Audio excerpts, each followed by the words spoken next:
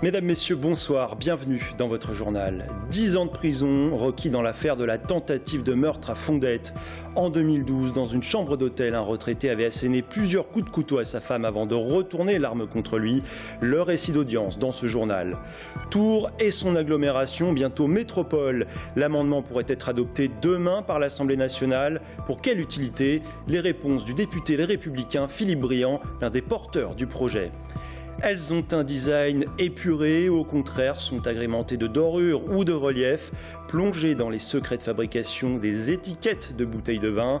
300 millions fabriqués chaque année dans une PME d'Amboise. On commence ce journal avec la suite du procès pour tentative de meurtre dont nous vous parlions hier. Yves Manque est accusé d'avoir poignardé sa femme dans un hôtel de Fondettes. Le retraité avait ensuite tenté de se suicider, c'était en 2012. Aujourd'hui, deuxième et dernier jour de procès. Le surendettement du couple de nouveau au cœur des débats. En attendant le verdict qui doit tomber dans la soirée, l'avocat général a requis 10 ans de prison. Amanda Bré-Rivera. C'est avec ce couteau que Yves Manque a porté 12 coups à sa femme, en lui perforant les poumons et la veine jugulaire. Dans sa chambre d'hôtel à Fondettes, ce 26 janvier 2012, il est interrompu par une femme de ménage interpellée par les appels à l'aide. Puis l'agresseur relève ses vêtements et enfonce à 7 reprises ce couteau dans son abdomen, torse et cou. Le couple Manque, surendetté, va être sauvé par les secours. Au deuxième jour du procès à Tours, impossible de comprendre l'origine du surendettement ni même son montant, tant il semble avoir été pris pour habitude de souscrire à des crédits sur Internet pour éponger d'anciennes ardoises. Une certitude, l'accusé reconnaît s'être perdu dans le mensonge, d'être responsable du surendettement et d'avoir décidé seul de se tuer pour échapper à la misère. Il explique avoir voulu emporter avec lui sa femme pour la protéger. Elle plaide l'ignorance et réfute toute envie suicidaire. L'avocate de la partie civile accuse l'époux d'avoir agi non pas par amour mais par orgueil et dépeint un mari violent et alcoolique. La défense réfute toute violence conjugale et veut préparer l'après-procès. Il est très gravement malade, une grave pathologie cardiaque, une grave pathologie pulmonaire. Il est sous assistance respiratoire 24 heures sur 24. Donc ce qu'il espère, c'est finir sa vie de façon digne. C'est donc pas en prison puisque l'administration pénitentiaire française n'a pas les moyens de gérer le cas de M. Manque comme des autres personnes âgées et gravement malades. La partie civile attend une condamnation. L'avocat général requiert 10 ans de prison pour tentative de meurtre aggravé. C'est une peine allégée en raison de son âge et de son état de santé. La Cour doit rendre sa décision dans les prochaines heures. Et puis, justice, toujours dans l'affaire qui oppose le réseau Sortir du nucléaire à EDF. Le directeur de la centrale de Chinon ainsi que l'entreprise publique devraient faire appel de leur condamnation. Ils avaient écopé de près de 10 000 € d'amende début décembre. En cause des carences dans la maintenance de la centrale relevées par l'autorité de sûreté nucléaire. Le réseau Sortir du nucléaire avait porté plainte. En bref, fait divers. Au Montil, à côté de Blois, le voleur de voitures cachait aussi des armes. Un homme a été interpellé en fin de semaine dernière au volant d'un véhicule volé. La perquisition menée par la suite à son domicile se révélera fructueuse. 32 plants de cannabis, des fusils et 275 munitions retrouvées. Lors de son audition, le voleur présumé expliquait que ces armes lui avaient été remises par une personne de la communauté des gens du voyage sans pouvoir en dire plus. Une enquête a été ouverte. C'est demain, au plus tard jeudi, que l'on devrait savoir si Tours et son agglomération deviennent métropole. Un amendement doit être adopté par l'Assemblée nationale. Le résultat de longs mois de lobbying menés par les élus de droite comme de gauche. Parmi eux, Philippe Briand, député Les Républicains et président de la communauté d'agglomération Tours Plus. À quoi ressemblera cette métropole et pour quels avantages? Audrey Champigny l'a interrogé. Grand changement ou simple petite révolution? Après moult rebondissements dans le feuilleton métropole, Tours est-elle enfin en passe de faire son entrée dans la cour des grands? Dossier en béton et unanimité presque complète des élus locaux, le président de l'agglo en tout cas y croit dur comme fer. La révolution de 2016, c'est qu'en fait, quand on a travaillé sur le sujet métropolitain, tout le monde s'est fédéré dans le même sens. Et à partir de là, on a fait le point de nos points forts, on travaille les points faibles et on va ensemble aller capter les entreprises à l'extérieur. Car si Tours intègre le club très prisé des grandes villes du pays, elle gagnera en puissance, en notoriété et en compétences. En clair, un territoire plus attractif et plus riche sur au moins 4 domaines. Les routes et moyens de communication, l'université, le milieu médical et le tourisme. Et puis, cerise sur le gâteau, cela permettrait d'obtenir plus de dotations de l'État, environ 7 millions. Pour les plus réticents à cette grande famille territoriale, pas d'inquiétude. Tours Métropole conserverait ses 22 communes actuelles, au moins jusqu'en 2020. Si c'est le oui qui l'emporte demain, il faudra encore que le dossier passe entre les mains du Sénat, du Conseil constitutionnel, et c'est Matignon qui aura le dernier mot. Dénouement prévu fin décembre. Et puis cette autre information qui concerne également l'agglomération Tourangelle, les travaux de la deuxième ligne de tramway pourraient débuter en 2021 et s'étendre jusqu'à 2023. C'est ce qui ressort du Conseil communautaire de Tours Plus qui se tenait hier soir. Voilà pour le tram. Et puis Keolis gardera les commandes du réseau Fil Bleu. Sa délégation de service public a été prolongée de 7 ans. Voilà qui nous emmène très loin. Il n'y a finalement pas eu de raz-de-marée comme lors de son ouverture à Paris, mais une belle affluence. Burger King lancé aujourd'hui à Chambray, son premier restaurant en Indre-et-Loire.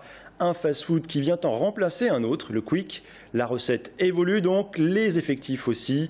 À terme, il pourrait être multiplié par 3 ou 4. Romain Delville. Pas de bouchons sur la route, pas de ruée, pas de marée humaine. Une belle affluence pour ce premier midi dans la nouvelle enseigne Burger King à Chambray. En début d'après-midi, le restaurant avait écoulé 4 fois plus de burgers que Quick la même date l'an passé. Et pour les premiers testeurs de burgers rencontrés sur le parking, il y avait la joie du goût de la première fois. Ah, j'allais venir Burger King pour l'ouverture, c'était sûr. Tout le monde avait prévu, c'est le Burger King quoi. On attend ça depuis des années ici à Tours, donc voilà. J'ai pu essayer l'expérience en Irlande et ça s'est révélé vraiment très bon. Mais je dirais qu'en France, c'est meilleur. C'est meilleur ici. C'est le meilleur Burger King que j'ai pu faire de toute ma vie. Je pense que la clientèle sera la même que dans les autres restaurations rapides. Après, à Quick, non, franchement, je pense que c'est la même clientèle un peu partout. Juste les gens auront envie de changer. Didier de Sassy, lui, change de franchise et il n'y voit que du bon. La concurrence mondiale entre le numéro 1 McDonald's et le numéro 2 Burger King arrive en Touraine après le rachat des Quick en France par l'enseigne à la Couronne. Il est évident que sur le marché français tel qu'il est aujourd'hui, la solution pour Quick c'était Burger King, puisque Quick ne développait plus, Quick avait des problèmes de marketing, de management, et la seule issue possible c'était Burger King. Pour les jours d'ouverture, 110 équipiers formés à la technique maison vont se relayer. Ici, 90 personnes pourraient à terme être employées, contre 25 à la fin de l'aventure Quick. L'économie en bref, c'est aussi la remise des trophées du top des entreprises en Indre-et-Loire. Plus de 1500 personnes étaient présentes hier au Vinci à Tours. 12 PME et managers récompensés dans différentes catégories. Innovation, export ou encore nouvelles technologies. Le prix top des tops, celui du public, a été décerné à la société Pitch. La start-up propose une plateforme numérique qui permet aux élèves d'écrire des histoires à plusieurs. Autre temps fort de la soirée, l'intervention du journaliste et fondateur de Columbus Café, Philippe Bloch. Il a martelé un message d'optimisme. Écoutez. Ma potion d'Astérix à moi, c'est d'arrêter toutes les phrases qui nous dépriment. Parce que quand on me dit le matin dans une boulangerie, dans une boucherie, dans un supermarché, bon courage, alors que je me suis levé optimiste avec l'envie de vivre une bonne journée, je ne comprends pas. Mais je comprends que la France a changé et qu'au lieu de se souhaiter bonne journée, elle souhaite bon courage et que là on a un vrai problème. Parce qu'elle se dit aussi vivement le soir qu'on se couche, ça va comme un lundi. Le problème c'est que vivement la retraite, on a toujours fait comme ça, c'était mieux avant. Ça n'a l'air de rien, mais ça dégage. Ce que je déteste le plus au monde, c'est de la contagion émotionnelle négative. C'est-à-dire qu'on entraîne les gens dans notre pessimisme en les convainquant que demain sera pire qu'aujourd'hui, alors que c'est exactement l'inverse. Entre 2 bouteilles de vin, combien de fois avez-vous choisi celle qui avait la plus belle étiquette? Ça s'appelle du marketing et son pouvoir d'influence est énorme. Il compterait pour 50% dans le choix du client. Chez Etikroll à Amboise, il sort chaque année 300 millions de ces étiquettes. Grand cru ou vin de table, elles inondent aujourd'hui le marché français. Regardez le reportage d'Audrey Champigny. Quand il s'agit d'acheter une bouteille de vin, on a toujours l'embarras du choix. Et pour cause, rien n'est laissé au hasard. Surtout pas l'étiquette, devenue une vraie stratégie marketing. Frédéric Léna, graphiste installé à Amboise, travaille depuis 25 ans en étroite collaboration avec plus de 800 vignerons, cavistes et sommeliers. Sa technique, se mettre dans la tête du consommateur. Alors là, j'ai piqué une stratégie, c'est les vendeurs d'aquarelles dans la rue. Les vendeurs d'aquarelles, ils ont une technique, si vous vous mettez à côté, ils vous donnent l'aquarelle dans les mains, ils ont 80% de chance de vous la vendre. Ça s'appelle phénomène d'appartenance. Donc j'ai voulu utiliser ces mêmes codes, donc j'ai fait une étiquette en fait où on voit rien. C'est-à-dire qu'on voit un truc extrêmement esthétique. Alors on a une envolée de feuilles automnales parce que ça correspond au vin, avec ce côté cuiré du vin de Chinon et tout ça. La vraie stratégie, c'était d'inciter les gens en boutique chez les cavistes à prendre la bouteille, l'exclure de son contexte concurrentiel des Bordeaux, des Bourgognes et tout ça. Les gens, une fois qu'ils l'avaient dans la main, ils retournaient, on raconte une petite histoire sur la contre-étiquette. Et à ce moment-là, bon, on a 80% de chances qu'ils la mettent dans le panier ou le caddie. 80% des commandes de Frédéric viennent du Val-de-Loire. Mais il travaille aussi pour des clients étrangers qu'il faut savoir séduire. À chaque pays, ses codes. Les Chinois, par exemple, donc ils aiment les étiquettes qui soient très volumineuses. Il faut que ça soit bling-bling, un peu comme pour les Russes. Alors les Russes, c'est encore autre chose parce qu'il faut que ça soit vraiment ostentatoire, quoi, vraiment dans la dorure. Les Anglais, ils aiment bien les étiquettes avec les lettrines un peu fines. Dans le Nord, ils vont aimer les étiquettes complètement délirantes avec on va faire des trucs un peu rigolos. Après la phase conception-création, vient la phase impression. Dans cette entreprise de Rochecorbon, ce sont plus de 300 millions d'étiquettes qui sortent chaque année de cette machine. Et la tendance est au sensoriel. Motif 3D, autocollant senteur qui vous rappelle l'odeur de la cave du vigneron comme si vous y étiez. La fantaisie n'a plus de limite. Alors cet exemple-là, c'est un jeu sur la matière. Donc là, on est vraiment sur une étiquette en velours. Donc du velours, c'est normalement pas imprimable.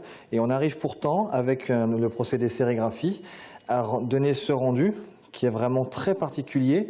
Et là, quand vous avez une bouteille avec cette étiquette-là, elle est très différente par rapport à tout ce que vous pouvez trouver dans le rayon juste à côté. Conscients de l'importance de l'image de leur bouteille, certains vignerons sont passés de la vente de quelques centaines à plusieurs milliers. L'étiquette, véritable accessoire de mode. Voilà, un étiquerolles à Rochecorbon et non pas à Amboise, comme j'ai pu le dire par erreur. Des images qui stimulent l'imagination et qui font rêver également, celle de Yann Nguema du groupe Ézéchiel. Le Tourangeau a remporté le trophée des Lumières de la célèbre Fête des Lumières de Lyon qui s'est terminée samedi. Pour sa première participation à l'événement, l'artiste présentait Évolution, projetée sur la cathédrale Saint-Jean. Une épopée poétique mêlant projection, lumière et laser, selon l'artiste. Yann Nguema a dû dessiner 12 000 pierres avant de pouvoir les animer grâce à la technique du mapping. Ensuite, l'artiste a posé la musique d'Ézéchiel pour accompagner l'œuvre. Une œuvre qui était en compétition avec 7 autres créations. Voilà, dans un instant, restez avec nous. Nous reparlerons du projet Tour Métropole. Une métropole, pourquoi faire? Orléans également sur les rangs. Y a-t-il de la place pour 2 métropoles en région Centre-Val de Loire? Nous irons plus loin avec notre invité Christian Gattard, vice-président de Tour Plus et maire de Chambray-les-Tours. A tout de suite.